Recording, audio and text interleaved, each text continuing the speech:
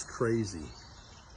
We get so busy with our lives that we miss one of the great gifts that we have here in this place, this school called Earth.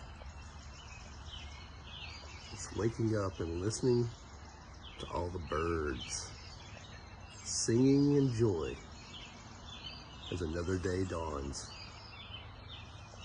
Take a minute and listen.